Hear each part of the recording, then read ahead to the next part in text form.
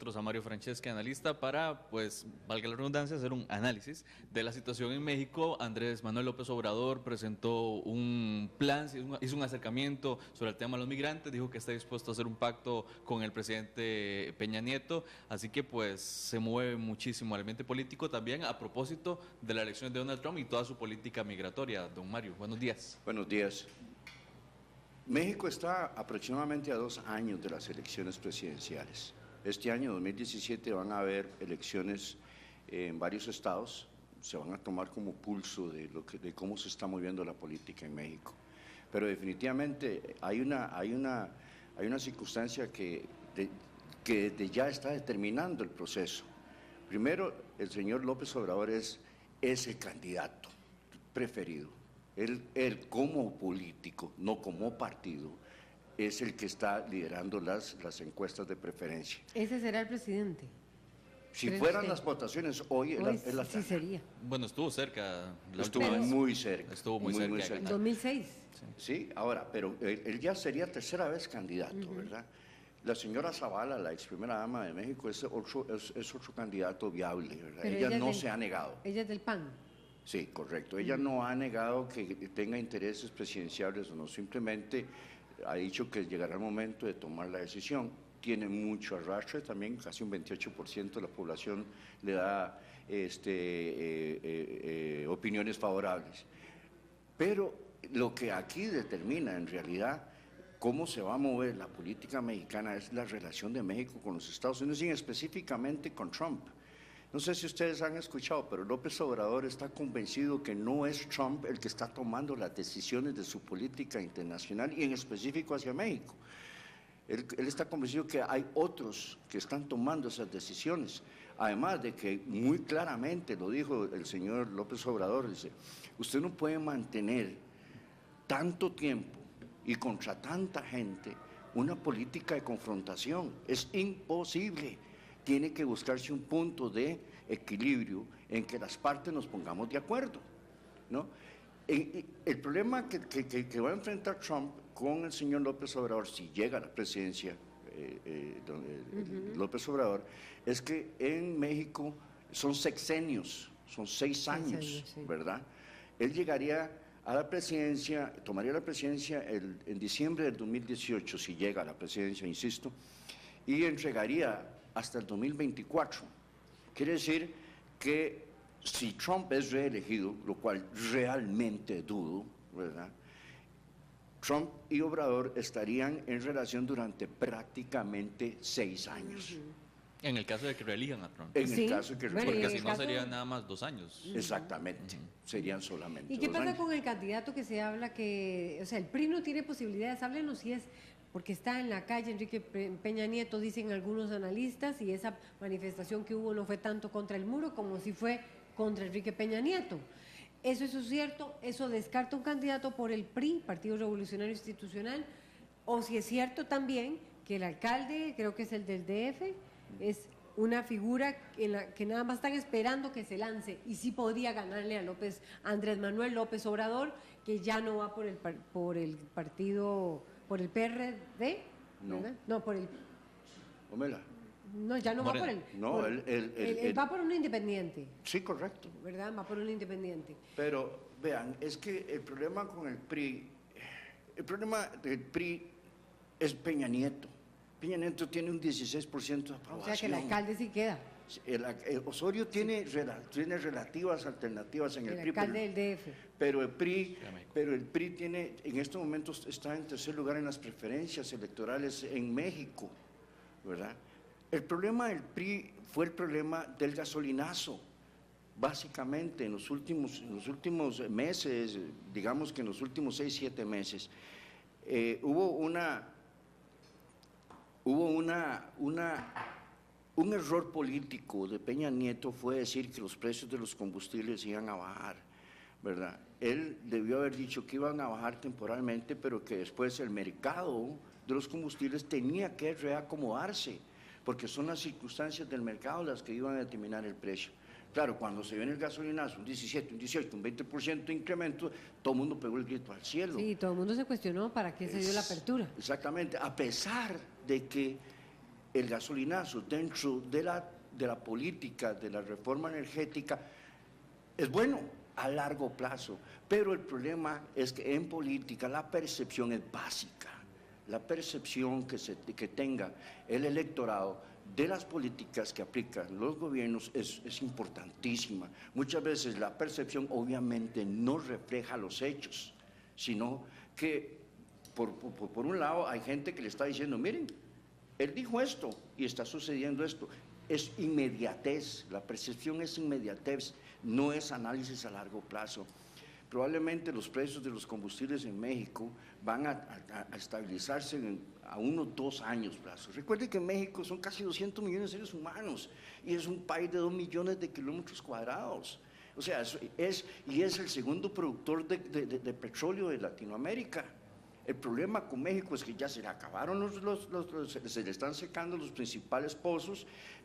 Pemex está relativamente quebrada, 100,000 millones o más en deudas, 40,000 millones de dólares en pérdidas anuales desde el 2015, una presión excesiva de tratar de mantener un monopolio que tiene 80 años de existir, Pemex, Petróleos Mexicanos, cuya mala administración, por un lado, segundo, malas inversiones, por otro lado, tercero, tratar de mantener a flote una empresa que refina solo el 60%, además de eso, importa, de cada 10 litros de gasolina, importa 6 litros refinados, o sea, solo produce 4. Por eso, pero don Mario, es el gasolinazo, o sea, el incremento en los precios de petróleo por producto de la apertura que se dio, la apertura en los hidrocarburos,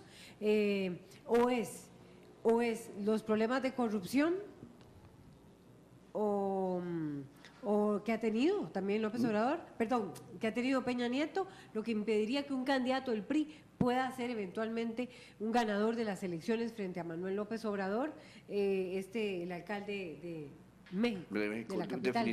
Definitivamente, doña Laura, el PRI tiene en contra no solo los escándalos de corrupción, que era mi segundo tema, sino que la percepción inmediata del gasolinazo. Miren, con el gasolinazo los mexicanos están sintiendo el golpe donde más duele, en el bolsillo, directo en su bolsillo, directamente. Por un lado, la inflación se incrementa. Tercero, se ven los escándalos de corrupción, no solo dentro del gobierno, sino dentro de la misma gente cercana y del mismo presidente Peña Nieto. El PRI, Partido Republicano Institucional, Revolucionario Institucional, siempre ha sido considerado un partido corrupto. Esa ha sido la percepción desde hace más de 50 años y más atrás. Y Peña Nieto no hizo nada por cambiar esa percepción, no ha hecho nada. Ahora, recuerden una cosa, el PRI sigue siendo una fuerza muy política, muy poderosa en México, mantiene en sus manos varias de las gobernaciones claves, en estados claves en México, ¿verdad? ¿Qué puedo decirle? En la zona de Monterrey, en Guadalajara. El PRI es poderoso. No creo que gane las elecciones, ni con el alcalde de México. No creo que las gane. Yo creo que y eso es un vaticinio a 2 años plazo. Puede cambiar muchas cosas en 2 años. Pero hoy, si las elecciones fueran hoy, López Obrador gana las elecciones. ¿Y no le ha servido a Peña Nieto ni al PRI la presencia de Trump como para crear un bloque común, un frente común frente a un enemigo externo? De hecho, más bien la elección de Trump favoreció a López Obrador. ¿Por qué? Izquierda nacionalista. La izquierda nacionalista. Él ha hablado y se ha puesto, digamos que los guantes de boxeo, y ha hablado directamente diciendo, primero México. Claro, Peña Nieto también tiene el mismo discurso. Pero la actitud de Peña Nieto ante Trump ha sido, en varios aspectos y percibido por el pueblo mexicano, pues grande. Débil. La de obra, López Obrador, no. O sea, va a ser, tiene muchas, como dice este título que usted trae aquí, tal vez se lo puede leer, Mario Franceschi, el del Economista. No será del agrado de Trump el próximo presidente. López Obrador no es del agrado. Y eso... Y tiene muchísimas posibilidades, esta vez sí. Pero lo importante en esto, doña Laura, es que las relaciones entre México y Estados Unidos se estabilicen. Es muy importante. Recuerde que México es un país clave en Latinoamérica. para Estados Unidos es clave para Latinoamérica. México es la punta de esa relación, está ahí y está en el NAFTA. Es importantísimo que la relación entre México y Estados Unidos se estabilice y que los intereses de ambas partes sean consideradas. Detrás de lo que hace Trump hay otras cuestiones, como dicen los gringos, follow the money, siga el dinero. Así lo dicen en sus investigaciones periodísticas, siga la ruta del dinero. Muchas gracias, Mario Franceschi. Vamos a una pausa, ya venimos con los deportes.